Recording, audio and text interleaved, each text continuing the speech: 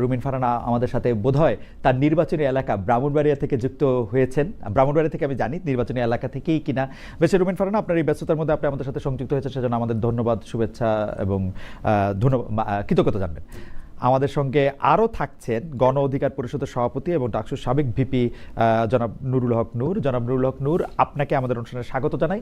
আপনি নিশ্চয়ই ভালো আছেন, আপনাকে দেখেও আমাদের ভালো লাগছে। কয়েকদিন আগে আপনার উপরে যে হামলা আক্রমণ হয়েছিল তাতে আমরা সবাই খুবই কষ্ট পেয়েছিলাম। আমার মনে হয় দেশবাসীর অনেকেই আপনার জন্য অনেক প্রার্থনা করেছেন, দোয়া করেছেন, আশীর্বাদ করেছেন এবং আপনার ভালো চেয়েছেন।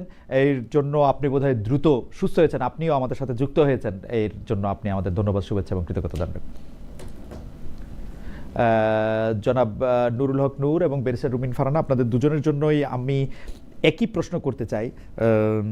আমি একটু নুরুল হক নূরকে দিয়ে শুরু করি। ব্যারিস্টার ফারহানা, অল্প করে যদি নুরুল হক নূর একটু বলেন যে আর 2-1 মাস পরে হয়তো অন্তর্বর্তীকালীন সরকারটা নির্বাচনকালীন সরকারে পরিণত হবে, সেই সরকারের চেহারাটা কেমন দেখতে চান? আমি অনেকদিন পরে আসলে মিডিয়াতে কথা বলছি এবং টক শোতে যুক্ত হচ্ছি। বিশেষ করে 29শে অগস্টে আমাদের উপরে যে বর্বরচিত হামলা হয়েছিল সেই ঘটনার পর, সেই কারণে সবাইকে প্রতিবাদ প্রতিক্রিয়ার মাধ্যমে আমাদের পাশে ছিলেন, আমাদের জন্য দোয়া করেছেন। কারণ আমার ব্যক্তিগত ডাক্তার উনি পরিষ্কারভাবে বলেছিলেন যে আসলে আমার আইসিইউতে ইলেকট্রোলাইট ইমব্যালেন্স, পটাশিয়াম ফল করা, শ্বাস প্রশ্বাসের সমস্যা, তাতে যে অবস্থা, এটা আসলে একটা সেকেন্ড লাইফ। সো সেজন্য আমি ধন্যবাদ জানাই যে যারা দোয়া করেছেন। আর আগামীতে আর কয়েক মাস পরে এই অন্তর্বর্তীকালীন সরকার নির্বাচনকালীন সরকারে পরিণত হবে। আমি মনে করি যে কথাটা আমি অনেকদিন ধরে বলে আসছি, আমাদের দলেরও অনেকেই আমার এই আন্ডারস্ট্যান্ডিং এর সাথে একমত যে বর্তমান উপদেষ্টা পরিষদ দিয়ে একটি সুষ্ঠু নির্বাচন, বিশেষ করে জুলাইয়ের পরে আগামীতে যে বহুল প্রত্যাশিত নির্বাচন, সেটি সম্ভব হবে না। তাদের সেই ফিটনেস নাই বলে আমি মনে করি। একটা সুষ্ঠু নির্বাচন করার জন্য, জন আকাঙ্ক্ষা পূরণের জন্য এই উপদেষ্টা পরিষদ অবশ্যই একটা পুনর্গঠন প্রয়োজন হবে এবং আমি যতদূর জানি সরকারের মধ্যেও সেই আলোচনাটা আছে। সো নির্বাচনকালীন সরকার তফসিল ঘোষণার আগে আগে হয়তো কিছু পরিবর্তন আমরা দেখতে পারি। সেই ক্ষেত্রে যদি সেই ধরনের যোগ্য, দক্ষ, কমিটেড লোককে আমরা উপদেষ্টা পরিষদে দেখতে পাই, তাহলে হয়তো আমরা আশা করতে পারি যে একটা ভালো নির্বাচন হবে। কিন্তু এই কাঠামোতে এই উপদেষ্টা পরিষদ দিয়ে সেটি সম্ভব হবে না, এটুকু আমি আমার উপলব্ধি বা আন্ডারস্ট্যান্ডিং থেকে বলতে পারি। ব্যারিস্টার রুবিন ফারহানা, আপনিও কি এরকম মনে করেন যে নির্বাচনকালীন সরকার আসলে পুনর্গঠন হবেন? এটি জনাব নুরুল হক নূর বলছেন যে আপনি শুনলেন যে এই সরকারে আসলে নির্বাচনকালীন ফিটনেসই নাই। আপনার মন্তব্য একটু আমরা শুনতে চাই। দেখুন, একটা চমৎকার নির্বাচন বা ভালো নির্বাচন আসলে নির্ভর করে নির্বাচন কমিশন, সরকার, পলিটিক্যাল পার্টিজ, প্রার্থী, ভোটার সকলের উপরে। কিন্তু মূল চাবিটা কিন্তু সরকারের হাতে থাকে। তো সরকার যদি নিরপেক্ষ না হয়, সরকার যদি যথেষ্ট পরিমাণে কার্যকর সরকার না হয়, কিংবা সরকারের ব্যাপারে যদি সাধারণ মানুষের মধ্যে একটা পারসেপশন থাকে যে এই সরকার আইদার বায়াসড অর ইনকম্পিটেন্ট, দুটোই কিন্তু নির্বাচনের জন্য খুব খারাপ। সো বায়াসড বা ইনকম্পিটেন্ট যদি মানুষের ধারণা হয়, তাহলে এই সরকারের মধ্যে সত্যি ব্যাপক রদবদল করে একটা নির্বাচনকালীন সরকার হওয়া উচিত। কেন আমি বলছি খালেদ ভাই, দেখুন, নির্বাচনে আইন শৃঙ্খলা পরিস্থিতি একটা ভীষণ গুরুত্বপূর্ণ ব্যাপার, ভীষণ গুরুত্বপূর্ণ। সেখানে আমরা গত 14 মাসে বাংলাদেশের সবচেয়ে অবনতি যদি কোনো কিছুর হয়ে থাকে, সেটা আইন শৃঙ্খলা পরিস্থিতি। প্রথম দিকে আমরা শুনে এসেছি পুলিশ কাজ করছে না, পুলিশ অ্যাক্টিভ হচ্ছে না, তারা ভয় পেয়েছে, ট্রমার মধ্যে আছে। কিন্তু 14 much is a long time. এত দীর্ঘ সময়ে যদি কোনো সরকার, এবং আরো পার্টিকুলারলি বলতে গেলে আমাদের স্বরাষ্ট্র উপদেষ্টা, তিনি যদি পুলিশকে যথেষ্ট অ্যাক্টিভ করতে না পারেন যে পুলিশ মব বন্ধ করবে, পুলিশ নারী এবং সংখ্যালঘুদের নিরাপত্তা দিতে সক্ষম হবে, পুলিশ ভিন্ন মতের মানুষকে যথেষ্ট পরিমাণ নিরাপত্তা দেবে, সেই রকম অবস্থায় যদি দেশটা না যায়, তাহলে আমরা কিভাবে নির্বাচন করি আপনি বলেন? সো আমার মনে হয় যে যেহেতু অনেক বছর পর বাংলাদেশে একটি নির্বাচন হতে যাচ্ছে, এবং এই নির্বাচনটার দিকে কেবল যে বাংলাদেশের পলিটিক্যাল পার্টিস গুলো তাকিয়ে আছে তা না, সাধারণ মানুষের উৎসাহ উদ্দীপনাও কিন্তু চোখে পড়ার মতো। সম্প্রতি একটা জরিপে দেখলাম 90%-এর উপরে ভোটার আশা করছেন যে তারা ভোট কেন্দ্রে যাবেন এবং ভোটটা দিতে পারবেন। তারা যাতে নিরাপদে ভোট কেন্দ্রে যেতে পারেন এবং তারা যাতে নিরাপদে তাদের প্রতিনিধি নির্বাচন করতে পারেন, তার পুরো দায়িত্বটা এই সরকারের। বেরচা তো ফারহানা, আশা করব। বেশি ফারহানা, দুইটা ছোট সম্পর্ক প্রশ্ন আপনাকে দিয়ে একটু শুরু করি। আপনিও কি মনে করছেন তাহলে এই নির্বাচনকালীন সরকারকে, আপনি যেহেতু মনে করছেন যে উপদেষ্টা পরিষদ পুনর্গঠন হতে পারে, সেই ক্ষেত্রে আপনি কি মনে করেন যে উপদেষ্টা পরিষদের ব্যর্থতার দায় নিয়ে ডক্টর ইউনূসকেও কি সরে যাওয়া উচিত, নাকি ডক্টর ইউনূসের, এটাও আপনাদের দুজনের কাছেই প্রশ্ন, নাকি ডক্টর ইউনূস থাকবেন, অন্য উপদেষ্টারা আসবেন? আপনি কোন ফরম্যাটটা ভাবছেন যে ভালো হবে? দেখুন, আমি আজকে একটা নিউজে দেখছিলাম যে ভোটের দিন পর্যন্ত তরুণদেরকে ভোটার করবার একটা আবেদন করেছে এনসিপি। তারা চাইছে ভোটের দিন পর্যন্ত ভোটার হোক। এনসিপি হচ্ছে সেই পলিটিক্যাল পার্টি যারা গণ অভ্যুত্থানের পর কিংস পার্টি হিসেবে ব্যাপকভাবে পরিচিতি লাভ করে। এখন প্রশ্ন আসতে পারে এর প্রমাণ কি যে তারা কিংস পার্টি? প্রমাণ কিছু নাই খালেদ ভাই, বাট পলিটিক্স এর perception is reality, very important. যখন ডক্টর মোহাম্মদ ইউনূস তাদেরকে নিয়োগকর্তা বলেন, যখন ডক্টর মোহাম্মদ ইউনূস তাদেরকে মাস্টার মাইন্ড বলেন, যখন ডক্টর মোহাম্মদ ইউনূস তাদেরকে দল খোলার পরামর্শ দেন এবং সেটা তিনি ওপেনলি বিদেশি গণমাধ্যমকে জানান যে তাদেরকে আমি দল খুলতে বলেছি, না হলে জুলাই স্পিরিট নষ্ট হয়ে যাবে। যখন আমরা দেখি তিনি পদত্যাগ করার সিদ্ধান্ত নেন নাহিদ ইসলামকে ডেকে, এবং যখন আমরা দেখি নাহিদ ইসলাম যখন তাদের ক্যাবিনেট থেকে মানে সরে যাচ্ছেন, বিদায় নিচ্ছেন, সেই সময় তাকে প্রাইম মিনিস্টার দেখবার ইচ্ছা একেবারে খোলাখুলি প্রকাশ করেন প্রেস সচিব। আবার আমরা দেখি সার্জিস আলম বলছেন যে ডক্টর মোহাম্মদ ইউনূসকে একটা নির্বাচিত সরকারের প্রধানমন্ত্রী হিসেবে দেখা তার দীর্ঘদিনের স্বপ্ন। তখন আপনি আমাকে নিজেই বলেন যে এই সরকার, আপনি যে অংশটুকু দেখতে পান না, ওইটা আবার আমি দেখি যে উনি মহাসাগর পাড়ি দিয়ে একটি দলের চেয়ারম্যানের সঙ্গে দেখা করে আসছেন, তার সাথে দেখা করে ডিসেম্বরের ইলেকশন ফেব্রুয়ারিতে হয়ে যাচ্ছে। আমি দেখতে পাচ্ছি যে ডক্টর মোহাম্মদ ইউনূস এবং একটি পার্টির পক্ষ থেকে যৌথ সংবাদ সম্মেলন করা হচ্ছে। আমি এইটা শুনতে পাই ওই দলের ভারপ্রাপ্ত চেয়ারম্যানের পক্ষে যে দলে প্রধানমন্ত্রী হলে তিনি কি কি করবেন সেটাও শুনতে চেয়েছেন ডক্টর মোহাম্মদ ইউনূস। তো আমি তো ওইটাও দেখতে পাই। মানে আমি আমি আমি আমি আমি দেখি যে বিএনপি যা চায় বাংলাদেশে তাই হইতেছে, আমি এটাও দেখি বেরচা ফারহানা। খালেদ ভাই, তাহলে আপনার যুক্তি এবং আমার যুক্তি দুটো যদি আমরা পাশাপাশি রাখি, it makes a circle, and that circle says that Dr. Mohammad Yunus should not be in the head chair, তাই না? তাহলে কি ডক্টর মোহাম্মদ ইউনূস থাকবেন, উপদেষ্টা পরিষদ চেঞ্জ হবে? এটাই বুঝতে চাইতেছিলাম যে আপনি তো অনেক কৌশলী এবং প্রতিনিধিত্বশীল আইনজীবী, মানে আপনার সব কথা হয়তো বুঝতে পারবো না, মানে আপনার মনটা কি মনে করতেছে সেইটা একটু চাইতেছি। মানে আপনার যে যুক্তিগুলো সেগুলো ধরলে উনি বিএনপির প্রতি বায়াসড, আর আমার যুক্তিগুলো ধরলে উনি এনসিপির প্রতি বায়াসড। সো যেই দিকে উনি বায়াস থাকেন না কেন সেটাই ইন্ডিকেট করে he should not be in the head chair, সেটাই আমি বলেছি। ও আচ্ছা আচ্ছা, কিন্তু আমার কাছে মনে উনি যদি সব দিকেই বায়াস থাকেন। এখন যদি নূরকে আমি একটু জানতে চাইবো যে জনাব নূর, আপনি কি মনে করেন ডক্টর মোহাম্মদ ইউনূসের কিছু সময় আমি জামায়াতের প্রতিও বায়াস দেখছি, মানে এটা কি ভালো? আমারে যেমন অ্যাক্রস দ্য পার্টি অনেকেই মানে আমাকে বলেছেন যে তারা ডক্টর মোহাম্মদ ইউনূসকে চান, আবার অ্যাক্রস দ্য পার্টি অনেকেই বলেছেন যে তারা ডক্টর মোহাম্মদ ইউনূসকে একেবারেই চান না। এটা কি ভালো না খারাপ? আপনার কাছে কি মনে হয় উপদেষ্টা পরিষদ পুনর্গঠন করলে ডক্টর মোহাম্মদ ইউনূস সহ বাকি উপদেষ্টারা, নাকি ডক্টর মোহাম্মদ ইউনূস বাদে মানে পুরো উপদেষ্টা পরিষদই চেঞ্জ? আপনি কি মনে করেন? এখন পরিস্থিতিটা তো এমন, আসলে কাউকে না কাউকে ট্রাস্ট করতে হবে। তো ডক্টর মোহাম্মদ ইউনূসের মতো একজন সম্মানিত ব্যক্তি, আন্তর্জাতিকভাবে পরিচিত, আমরা তো খুব একটা ফ্যাসিনেশন আমাদের ছিল যে সে আমাদের দেশের গভর্নমেন্টের দায়িত্ব নিলে আমরা একটা উন্নত রাষ্ট্রের দিকে যাব, আমাদের একটা অন্যরকমের ভাবমূর্তি তৈরি হবে। সেই জায়গা থেকে আমরা তার গভর্নমেন্টকে খুব ওয়েলকাম করেছিলাম প্রথম দিকে, কিন্তু তার টিমটা আসলে তিনি নিজে সাজিয়েছেন নাকি তাকে সাজিয়ে দেওয়া হয়েছে সেটা আমরা এক্স্যাক্টলি জানি না। তবে এখন যখন নাহিদ ইসলাম বলছেন যে উপদেষ্টারা আপনার তারা প্রতারণা করছেন, তারা কথা রাখেন নাই, তখন বোঝা যাচ্ছে যে এখানে একটা নেগোসিয়েশনের মধ্যে দিয়ে উপদেষ্টা পরিষদ গঠিত হয়েছিল। সেখানে কিছু শর্ত ছিল, যারা যারা উপদেষ্টা হবেন কি করবেন না করবেন।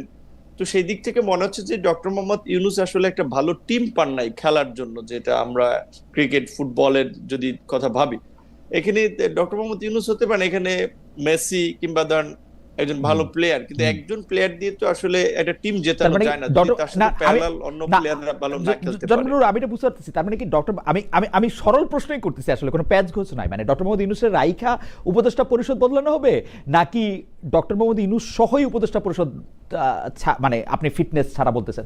আমি কিন্তু দেখি কি, আমি জনাব নুরুল হক নূর, আমি দেখি একজন নেতা তার কর্মীদের দিয়েই ভালো মন্দ নির্বাচিত হয়, তার কর্মীরা যদি খারাপ হয় নেতাও খারাপ, এই হচ্ছে আমার দেখার জিনিস। জনাব নুরুল হক নূরের এই কথা বলার আর কোনো সুযোগ নাই, গণ অধিকার পরিষদের ওই নেতারা খালি খারাপ আমি খালি ভালো, এটা পৃথিবীতে কোনো নেতা বলে না। যদি উপদেষ্টা পরিষদ আনফিট হয়, আমার রিডিং হচ্ছে আপনি ডক্টর ইউনূসকেও আনফিট বলতেছেন। কিছুটা তো দায়িত্ব তাকে নিতে হবে, সে তো হেড অফ দ্য গভর্নমেন্ট, এবং তার যে ফ্রিডম ছিল আসলে পুরো উপদেষ্টা পরিষদকে তার মতো করে বানানো করানো, সেক্ষেত্রে আমরা যখন একাধিকবার পরামর্শ দিয়েছিলাম এখানে আন্দালিব রহমান পার্থ, মান্না ভাই, জুনায়েদ সাকি এরকম কিছু লোকজন নেন, কারণ পলিটিক্যাল রাষ্ট্র একটা পলিটিক্যাল যন্ত্র, এইটাকে আপনি একেবারে নন পলিটিক্যাল ওয়েতে পরিচালনা করতে পারবেন না। তো দেখলাম যে গভর্নমেন্ট সহ উপদেষ্টা পরিষদের অনেকেই রাজনীতিবিদদের প্রতি আসলে খুবই একটা বিতৃষ্ণা, যে না তাহলে রাজনীতিবিদরা যদি এই গভর্নমেন্টে আসে তাহলে আমাদের কাজ কি। তো তারা তো এক বছরে আসলে যেই জায়গায় নিয়ে গেছে মানুষকে একটা প্রচন্ড রকমের হতাশার জায়গায়, সেখানে তো প্রধান হিসেবে তো প্রধান উপদেষ্টাতেও কিছু দায়িত্ব নিতে হবে। তবে তারপর আমি মনে করি যে বাংলাদেশের বর্তমান অভ্যন্তরীণ এবং বৈশ্বিক রাজনৈতিক প্রেক্ষাপটে ডক্টর মোহাম্মদ ইউনূসকে রেখেই আসলে উপদেষ্টা পরিষদটাকে যদি পুনর্গঠন করা যায়, সেখানে একটু কেপাবল কিন্তু করা যায়, তবে একটা ভালো নির্বাচনের দিকে আমরা যেতে পারি। কিন্তু মান্না ভাই, সাকিব ভাই, উনারা তো পলিটিক্স করবেন, উনারা কি অন্তর্বর্তী সরকারে আসবেন? উনারা তো ইলেকশন করবেন না, এখন তো কেউ আসবে না। আমরা শুরুর দিকে বলেছিলাম কিছু পলিটিক্যাল ফিগারকে, আচ্ছা নূর সাহেব, কাকে দিয়ে পাল্টাবেন? আলাপ আলোচনা করলে, ধরেন খুঁজলে, আমাকে দায়িত্ব দিলে বা রুমিন ফারহানাকে দায়িত্ব দিলে তারা বের করবে, কিন্তু আমাদেরকে তো ওই দায়িত্বটা দেয় নাই যে আমরা খুঁজে বের করব।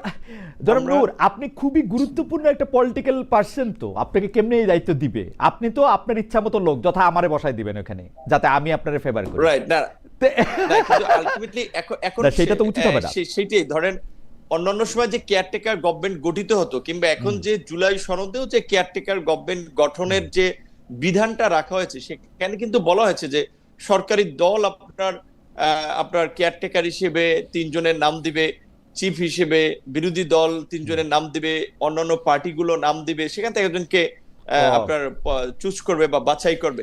সো এখন যদি এক্সটেনশন করতে হয়, এখানে কিছু নিরপেক্ষ ব্যক্তিকে একটা ভালো নির্বাচনের জন্য সরকার চাইলে রাজনৈতিক দলগুলোর কাছে নাম চাইতে পারে, কারণ তারা গত 1 বছরে তাদের পিক অ্যান্ড চুজের যে উপদেষ্টা পরিষদ গঠন করেছে, সেই উপদেষ্টা পরিষদ 1 বছরে যে ইমেজ তৈরি করেছে এবং যে কর্মকাণ্ডের দৃষ্টান্ত রেখেছে, এটা অনেক ক্ষেত্রে শেখ হাসিনার মন্ত্রিসভার লোকজনের সমান কাজ করেছে। কাজে এইটা এই অভ্যুত্থান পরবর্তী সরকারের চেহারা এরকম হবে, উপদেষ্টাদের চেহারা এরকম হবে, এইটা তো মানুষ প্রত্যাশা করে নাই। ওকে, জনাব নূরের বক্তব্যটাকে যদি আমি এক লাইনে সামারাইজ করি, তাহলে তিনি মনে করছেন নির্বাচন সরকার হচ্ছে ডক্টর ইউনূস সহ অন্য আরো কিছু ফিট উপদেষ্টা, যার নাম আসলে পলিটিক্যাল পার্টি থেকে নেওয়া যেতে পারে। বেচার রুমিন ফারহানা, এবার আপনাদের দুজনের প্রশ্নটি আমি আপনাকে দিয়ে শুরু করতে চাই, কিন্তু আপনি কি মনে করতেছেন যদি উপদেষ্টা পরিষদ পুনর্গঠন করতে হয় তাহলে ডক্টর মোহাম্মদ ইউনূসকেও বাদ দেওয়া উচিত? এক লাইনে যদি বলতেন। বা ডক্টর মোহাম্মদ, আমি তাই মনে করি। আপনি তাই মনে করছেন। আচ্ছা, এই প্রসঙ্গে একটু আপনাকে দিয়ে প্রশ্নটা শুরু করতে চাই, যে প্রশ্নটা জনাব নূরকেও একটু জবাব দিতে হবে। জনাব নূর অবশ্য কথাটা একটু তুলছেন, সেটা হচ্ছে 111 সরকারের শেষটায় সেফ এক্সিট কথাটা আমরা শুনছি, কিন্তু সেই 2007-এর সেই সরকারের সময়, সেই সময় আমরা সেফ এক্সিট ফখরুদ্দিন সাহেবকে বা মইনুদ্দিন সাহেবকে, আমরা জেনারেল মইনুদ্দিন সাহেবকে আমরা নিতেও দেখেছি আসলে, বা তারা একটা এই সেফ এক্সিটের ভাবনাটা ভেবেছেন। যদিও ফখরুদ্দিন সাহেব চলে গেছিলেন, মইনুদ্দিন সাহেব আরও কিছুদিন সেনাপ্রধান ছিলেন, কিন্তু সেফ এক্সিটটা তার মাথায় ছিল এবং তিনি কিন্তু বিদেশে অবস্থান করছেন সেই চাকরি শেষ হওয়ার পর। কিন্তু যেই সরকার গণ অভ্যুত্থানের দায়িত্ব মানে ম্যান্ডেট নিয়ে দায়িত্ব নিয়েছে, তাদের কেন সেফ এক্সিট খুঁজতে হবে? সেই সেফ এক্সিটের ব্যাখ্যা দিতে গিয়ে সৈয়দা রিজওয়ানা হাসান কিন্তু বলেছেন যে একজন উপদেষ্টা যে এইটা যিনি বলেছেন তাকেই কিন্তু আসলে এটা বলতে হবে। জনাব ফাজুল করিম খান আরেকজন উপদেষ্টা, তিনি বলেছেন যে তিনি কোনো সেফ এক্সিটের কথা চিন্তা করছেন না, তিনি এখানেই থাকবেন। এখন কোথায় গেলে এই গণ অভ্যুত্থানের যারা লিডার, যারা এই সরকার গঠনে অনেক বড় ভূমিকা পালন করলো, তারা এদের প্রতারক মনে করলো যে সেফ এক্সিট নিয়ে তাদের যাইতে হবে। বেশা ফারহানা, আপনাকে শুনে আমি একটু জনাব নুরুল হক নূরকেও শুনতে চাই এই বিষয়টায়। আমি যদি প্রতারণা শব্দটি কঠিন শক্ত একটি শব্দ, আমি যদি প্রতারণা শব্দটিকে একপাশে সরিয়েও রাখি, গণ অভ্যুত্থানের পরে সকলের সম্মতিতে, সকলের ইচ্ছায় যে সরকারটি গঠিত হলো, সেই সরকারটি কতটা আচার ব্যর্থ হলে এরকম সেফ এক্সিট কথাটা প্রশ্নটা ওঠে। আপনি দেখুন সেফ এক্সিটের কথাটা মানে নিরাপদ প্রস্থান না, এটা যদি বাংলা করি, নিরাপদ পলায়ন যদি নাও বলি, নিরাপদ প্রস্থান। তো নিরাপদ প্রস্থানের প্রশ্ন কখন আসে? এক হচ্ছে যখন আপনি কোনো গুরুতর অপরাধ করেন। এই সরকারটি কি কোনো গুরুতর অপরাধ করেছে? এই সরকারটিকে আমি দুই ভাগে ভাগ করতে চাই। এক ভাগে আছে সুশীল সমাজ বা নাগরিক সমাজের ব্যক্তিরা, আরেক ভাগে আছে গণ অভ্যুত্থানের কিছু পরিচিত মুখ।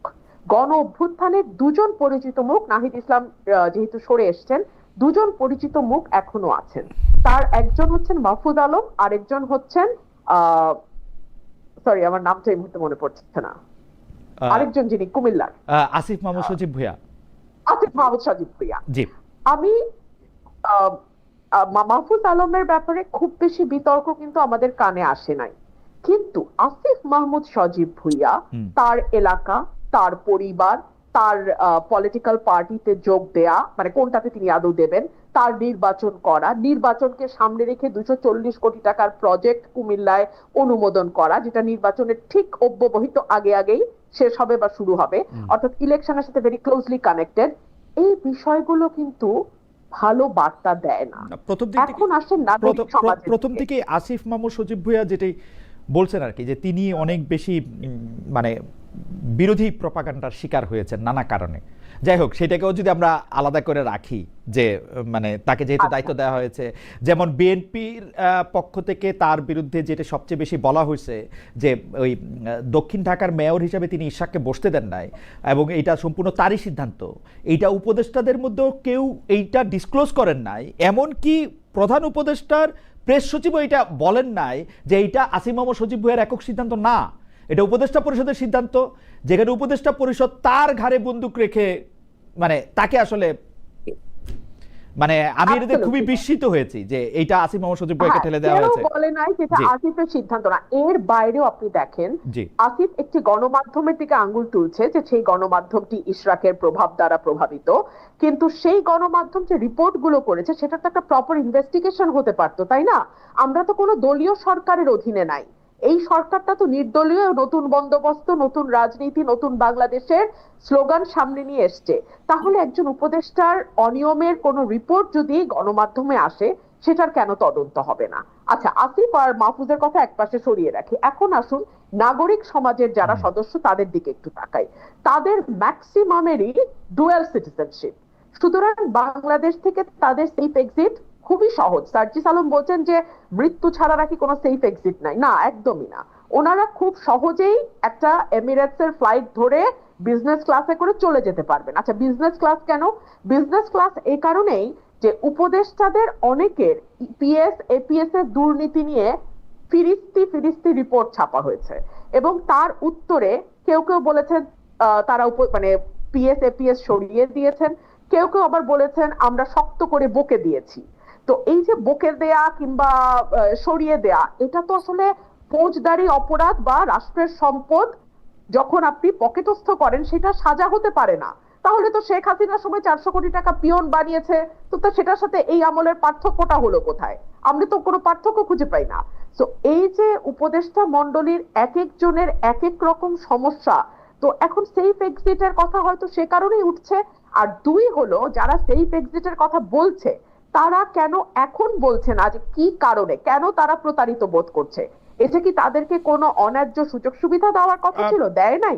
সেজন্য প্রতারিত কিন্তু বোধ করছে কিন্তু নাকি বেরিসা অন্য কোনো কিন্তু কারণ কিন্তু আছে? কিন্তু বেরিসা ফারহানা, আমি এই পর্যায়ে এটা লম্বা করতেছি না, শুধু জানতে চাইতেছি যে আমরা তো উপদেষ্টাদের মধ্যে থেকে ছাত্র উপদেষ্টাদের দেখতে পাচ্ছি। আপনি জনাব মাহফুজ আলমের কথা বললেন, জনাব আসিফ মোহাম্মদ সজীব ভাইয়ের কথা বললেন, জনাব নাহিদ ইসলাম এখন আর উপদেষ্টা নাই, কিন্তু তারা তো আমি যদ্দূর বুঝতেছি যে তারা মিন করতেছেন ছাত্র উপদেষ্টাদের বাদ দিয়ে অন্য উপদেষ্টাদের।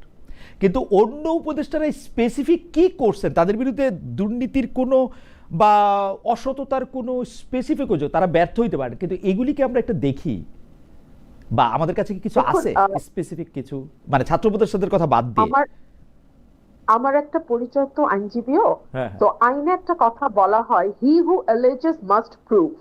যে অভিযোগ উত্থাপন করবে তাকেই সেটা প্রমাণ করতে হবে। তো যে অভিযোগটা উত্থাপিত হয়েছে যে তারা প্রতারণা করেছে, তাদের নিরাপদ প্রস্থান দরকার হবে, তো যে অভিযোগ এনেছে তাকে প্রমাণ করতে হবে যে কি প্রতারণাটা তারা করেছে। রাইট। তো আমাদের সাধারণ মানুষ এবং আমরা যারা নির্বাচন করব, আপনি খুব সঠিকভাবে বলেছেন, আমি কিন্তু এখনো আমার এলাকায়, আমি সপ্তাহে 5 দিনে আমার এলাকাতেই থাকি। তো আমরা এই যে মানে জীবন দিয়ে কাজ করছি, এত কষ্ট করছি, এরপরে যদি আমরা গিয়ে দেখি যে আগে ভাগেই কোনো না কোনো ডিলিং কোনো না কোনো রাজনৈতিক দলের সাথে উপদেষ্টাদের কিংবা উপদেষ্টা পরিষদের হয়ে আছে, কিংবা নির্বাচনে একরকম ধোঁয়াশা দেখছি, কারণ আমি অনেক বেশি সরব, অনেক বেশি সমালোচনা করি এই সরকারের, সুতরাং আমার নির্বাচনের সময় আমি জানি না আমি কিরকম ট্রিটমেন্ট পাবো। আমি কিন্তু সত্যি ভীত খালেদ ভাই, কারণ এই সরকারের এত সমালোচনা আমি গত 14 মাসে করেছি যে এই সরকার আমার আসনে, আমার নির্বাচনে সঠিকভাবে নিরপেক্ষভাবে প্রশাসন। কিন্তু আমার কাছে মনে হয় আমার কাছে মনে হয় যে বেরিসা ফারহানা এটা খুব ভয়ের বিষয়। আমি ব্যক্তিগতভাবে যেরকম ভাবে দেখেছি যে আপনি তো বিএনপিরও অনেক সমালোচনা করেছেন, এখন বিএনপি আপনাকে নমিনেশন দেয় কিনা, বিএনপি আপনাকে কিভাবে ট্রিট করে, একটা আমিডামি প্রার্থী দাঁড় করায় কিনা, সেইটাও একটু আসলে দেখার বিষয় যে সেইটা আসলে কোথায় গিয়ে দাঁড়ায় আর কি। আমার মনে হয় ভাই এক মিনিট, আমি যেহেতু 17 সাল থেকে কাজ করছি, আমি জানি যে আমি দাবি বা যেই প্রার্থী দাঁড় করাক, মানুষ আমার সাথে আছে আলহামদুলিল্লাহ। আপনি আমার প্রোগ্রামগুলো দেখলে আপনি বুঝতে পারবেন মানুষের সারা ইজ ডিফারেন্ট, তো ওইটা আমার সাথে আছে। আমরা কি জনাব নুরুল হক নূর, আমি মানে আমি আপনাকে পেয়ে ওই সেফ এক্সিটটার ধারণা থেকে যে কেন তারা আসলে কাদের দিকে ইঙ্গিত করতেছে, যে মানে কোন উপদেষ্টারা বা কাদের আসলে সেফ এক্সিটটা নিতে হবে, সেইটা একটু আপনি আমাদেরকে যদি একটু বলেন। আরেকটা বিষয় হচ্ছে যে তাহলে আমি এখন কি করব?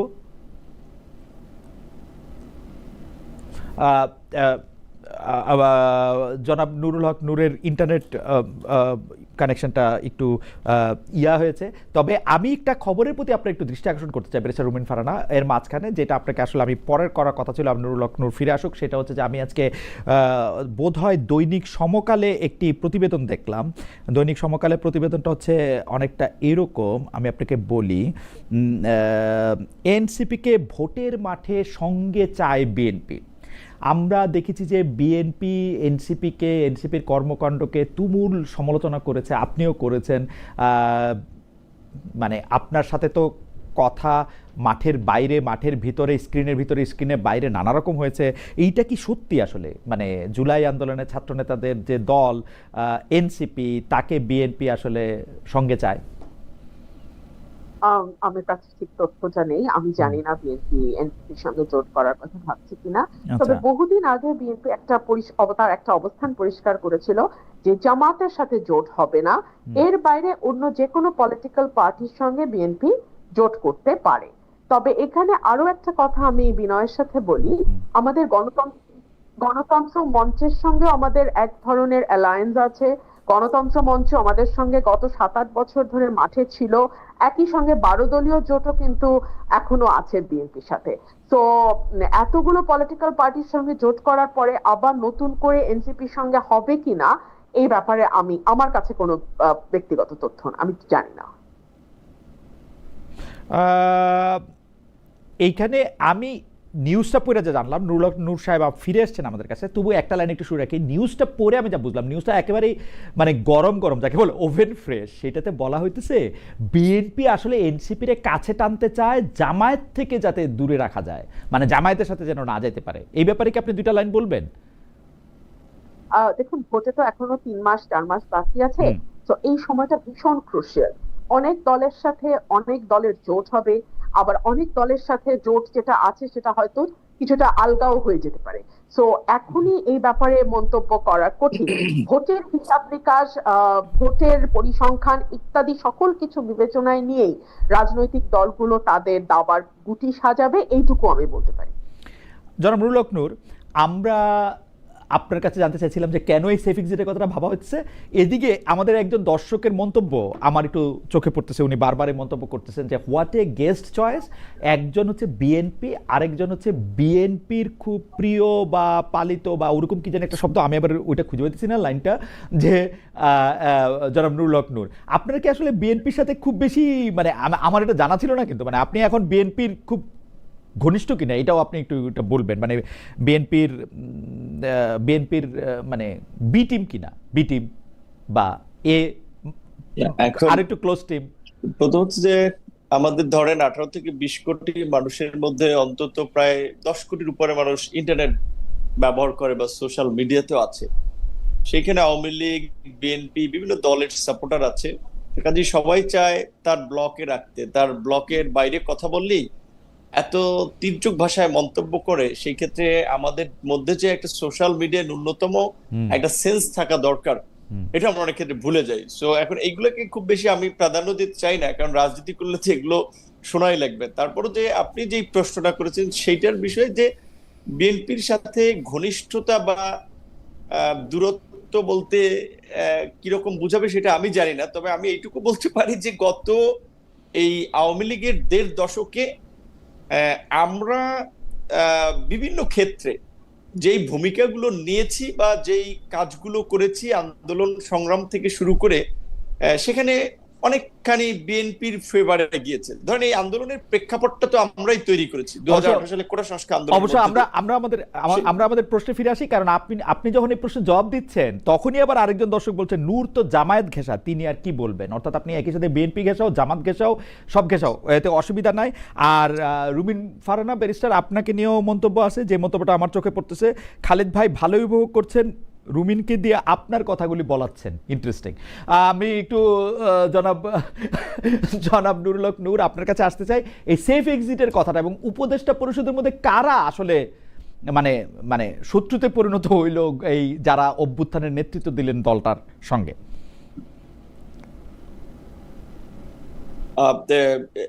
এটা রুবিন ফারহানাও আপা যেটা বলেছিলেন যে উপদেষ্টা বা নাহিদ বা আন্দোলনকারীদের উপদেষ্টাদেরকে চুক্তি হয়েছিল, সেটা ওনারা জানতে পারবেন যে কোনটা রক্ষা করেন নাই বা প্রতারণা করেছিলেন।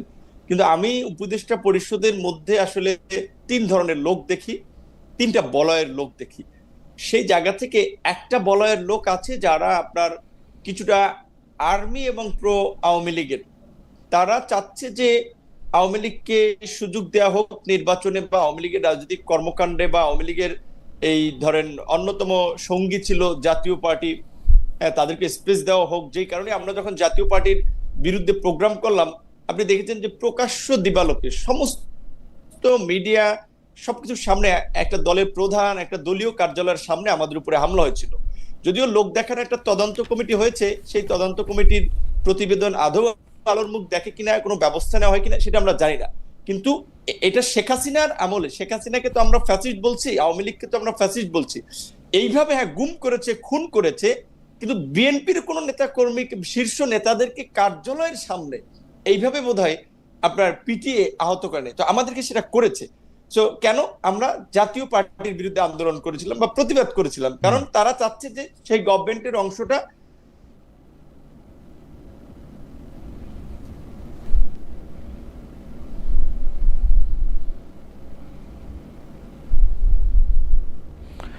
আমার মনে হয় যে জনাব নূর আবার একটু বিচ্ছিন্ন হয়ে গেছে। তো আমি ব্যারিস্টার ফারহানা, আপনার কাছে ওই আরেকটা যেটা কমন প্রশ্ন, সর্বশেষ কমন প্রশ্ন, সেটা আপনাকে একটু আমি বলে রাখি, যে জনাব সাবের হোসেন চৌধুরীর গ্রেপ্তার, জামিন, ইউরোপীয় 3 দেশের উপদেষ্টাদের সঙ্গে বৈঠক, এই সবগুলিকে আপনি একটা সুতায় গাঁথা মালা মনে করেন কিনা? আপনি মনে করেন কিনা যে মাইনাস শেখ হাসিনা কোনো একটা আওয়ামী লীগ গড়ে তোলার তৎপরতা আছে এর মধ্যে, বা এটা আপনি সমর্থনও করবেন কিনা, বা এটা নিয়ে আপনি মন্তব্য করবেন কিনা? একটা মন্তব্য তো আছে। হুম। আমরা লক্ষ্য করেছি ওনার বাসায় গেছেন এবং কোনোভাবে যাতে খবরটি বাইরে না যায় সেটার একটা চেষ্টা ছিল, অর্থাৎ মিটিংটি গোপনীয় সে ব্যাপারে কোনো সন্দেহ নাই। এবং এরপরে কিন্তু আমরা অনেক হাঁক ডাক শুনেছি, কিন্তু সরকার কোনো রকম কোনো মন্তব্য করেনি বা সরকারের তরফ থেকে আমরা কোনো কথাও শুনতে পাইনি। সো অ্যাপারেন্টলি আমরা ধরে নেই যে একজন সাবেক সংসদ সদস্য এবং সাবেক মন্ত্রীর বাসায় 3 জন কূটনীতিক গিয়েছিলেন এবং তাদের সৌজন্য সাক্ষাৎই আমি ধরে নিচ্ছি, এবং তাদের মধ্যে ডেফিনেটলি পলিটিক্যাল আলাপ আলোচনা হয়েছে। সাবের হোসেন চৌধুরীর ব্যাপারে একটি কথা না বললেই না। উনি আওয়ামী লীগের খুব সজ্জন পলিটিশিয়ানদের একজন হিসেবেই ওনাকে মানুষ জানে, পারসেপশনটা সেরকম। তো 111 এর সময় অনেকে বলেন যে তার একটা -2 ফর্মুলা যেটা ছিল সেটার সাথে তার এক ধরনের যোগাযোগ হয়তো বা ছিল, এটা আমি জানি না, আমি আওয়ামী লীগের কথা বলতে পারবো না, বাট এটা মাঠের একটা পারসেপশন, পলিটিক্যাল ফিল্ডের একটা পারসেপশন যে উনি 111 এ -2 এর সঙ্গে যুক্ত। তো এখন আবার নতুন করে শুরু হয়েছে যে শেখ পরিবারকে বাদ দিয়ে নতুন করে আওয়ামী লীগ যাদের হয়তো ক্লিন ইমেজ আছে, সেরকম কোনো ব্যাগেজ নাই, যাদের হাজার হাজার কোটি টাকা লোটপাট পাচারের ইয়ে নাই, ট্র্যাক রেকর্ড নাই, বা গুম মানুষকে মিথ্যা মামলায় দেওয়ার ট্র্যাক রেকর্ড নাই, অর্থাৎ যারা অ্যাপারেন্টলি ক্লিন ইমেজের পলিটিশিয়ান, তাদেরকে নিয়ে আওয়ামী লীগকে নতুন করে আবার যাত্রা শুরু করার। তো সেখানে জনাব সাবের হোসেন চৌধুরীর বাসায় এই মিটিংটা আপনি বিচ্ছিন্ন ভাবে ধরতে মানে ধরার কোনো উপায় নাই, এটা একই সূত্রেই আসলে গাথা হিসেবেই আমার মনে হয়। আমার মনে হয় যে বেরিসা ফারহানা মন্তব্য করেছেন, কিন্তু জনাব নুরুল হক নূর শুনতে পেয়েছেন কিনা আপনি যেখানে ছিলেন সেই জায়গা থেকে বলেন। আমি একটা নতুন প্রশ্ন করেছিলাম, শেষ কমন প্রশ্ন আপনাদের জন্য, যে প্রশ্নটা হচ্ছে যে সাবের হোসেন চৌধুরীর গ্রেপ্তার, জামিন, পরে আবার ইউরোপীয় ইউনিয়নের বৈঠক, এটিকে আপনি একটি মাইনাস শেখ হাসিনা একটি অন্য আওয়ামী লীগের একটি প্রক্রিয়া, এটা আপনি মনে করেন কিনা? আপনি যে উত্তর দিচ্ছিলেন যে প্রশ্নটা, সেটা থেকে যদি শুরু করেন। রাইট। আমি যেটা বলছিলাম, এইখানে আপনার এই বিদেশিদের মধ্যস্থতায় আপনার আওয়ামী লীগকে একটা অল্টারনেটিভ আওয়ামী লীগ হিসেবে নির্বাচনে নেওয়া কিংবা জাতীয় পার্টি, এই মেকানিজমটা শুরু থেকে চলছিল। আপনার নিশ্চয়ই মনে আছে হাসনাতরাও আপনার সেনা প্রধানের সাথে মিটিং এর পরে এই ধরনের কথাবার্তা বলেছিল।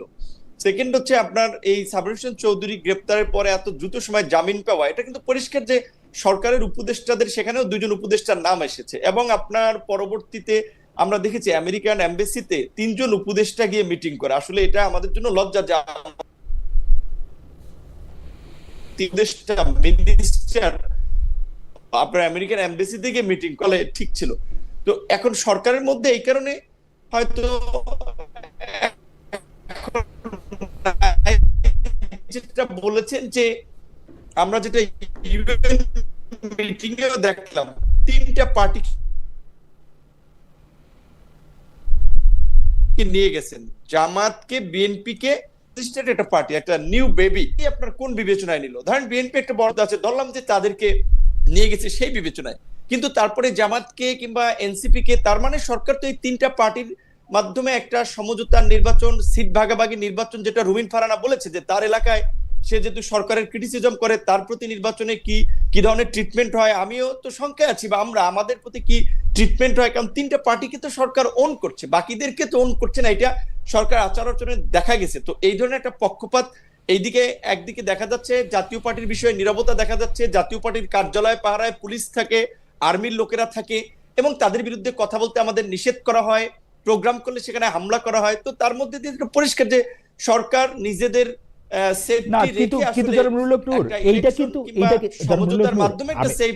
কথা ভাবছে, এটা বলাই যায়। কিন্তু জনাব নুরুল হক নূর, আমি কিন্তু এই প্রশ্নটা আপনাকে একটু পরে করতে চাইছিলাম, কিন্তু এখনই একটু করতে বাধ্য হতেছি, যে সেটা হলো যে আপনার উপরে কারা আঘাত করছে, কারা মারছে,